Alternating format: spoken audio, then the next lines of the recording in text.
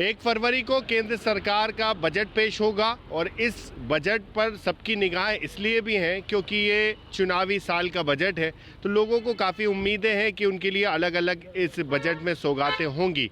मध्य प्रदेश के कर्मचारियों की केंद्र सरकार के इस बजट से क्या कुछ उम्मीदें हैं, उनसे बात करने के लिए यहाँ पर तमाम कर्मचारी हैं, उनसे बात करते हैं। सर, केंद्र सरकार का बजट पेश होने वाला है 1 फरवरी को, आपको कितनी उम्मीदें हैं इस बजट में कि क्या होना चाहिए कर्मचारियों के लिए? ये अब चुनावी वर्ष होने से उम्मीदें तो हमारी जागती हैं, लेकिन अब सरकारें उन पर कितनी खरी उतरती हैं ये तो आने वाला समय बताएगा। हम केंद्र सरकार से यही अपेक्षा करते हैं कि कर्मचारी हित में जो हमारी आयुष्मान योजना लागू करने का उनके एक प्रावधान था वो अभी तक नहीं हो पाई, उसके बारे में वो विचार करे।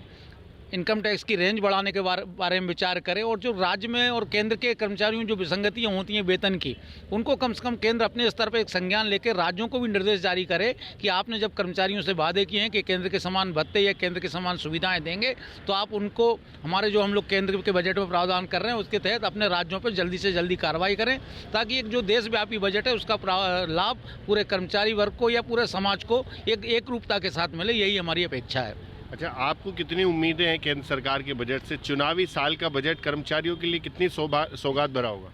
उम्मीदें तो बहुत कुछ हैं, पर ये सरकार उस पर ध्यान दे तब तो, है ना। और ये सरकार अब नए सीएम आए हैं, ये कुछ विचार करें हमारे लिए भी। पिछला जो हो गया तो वो तो एरियर तक डूब गया हमारा, DAT ये सब भी। अब इनको नॉलेज में आना चाहिए ये वाली बातें, इतना ही कहना चाहूँगा। आप क्या सोचते हैं कर्मचारियों के हित में सरकार क्या कुछ बेहतर करे इस बार बजट में लेकर? सरकारी कर्मचारियों के पॉइंट ऑफ व्यू से तो इनकम टैक्स स्लैब का बढ़ना बहुत ज़रूरी है, और डिडक्शन वाला पार्ट है जो 80C 1.5 लाख वर्षों से है, उसको बढ़ाया नहीं जा रहा है, उसको भी बढ़ाना चाहिए।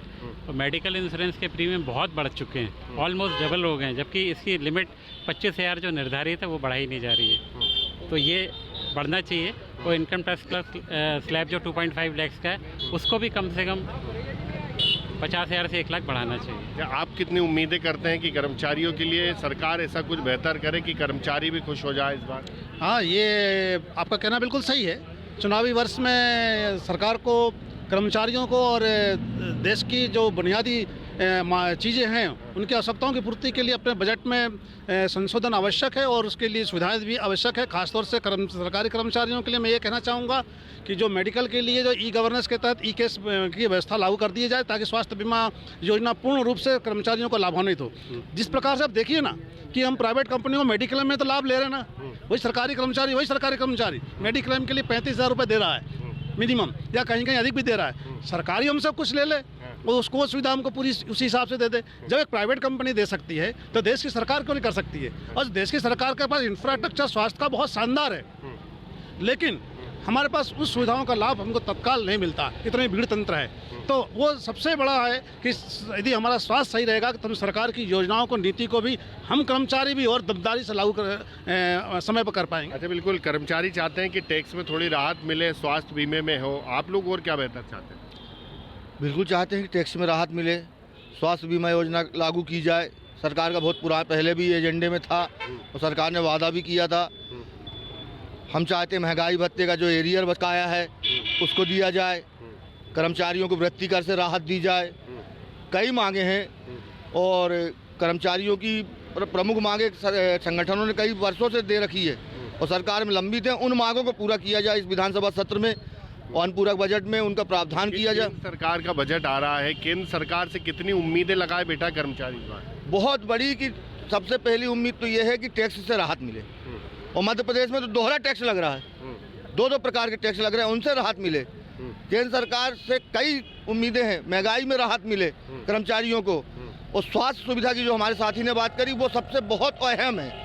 और हम केंद्र सरकार से बहुत सारी उम्मीदें कर्मचारियों को ही है, और कर्मचारियों को कई बार केंद्र सरकार ने राहत दी भी है, उसका प्रदेश राज्य सरकार लागू नहीं करती। उन जो प्रावधान केंद्र सरकार करती है, जैसे 7वां वेतनमान के जो लाभ है वो आज भी HR वगैरह को नहीं मिल रहे हैं जो मिलना चाहिए। 7वां वेतन तो लागू हो गया, जो लेकिन अन्य जो लाभ है वो अभी तक नहीं मिले हैं।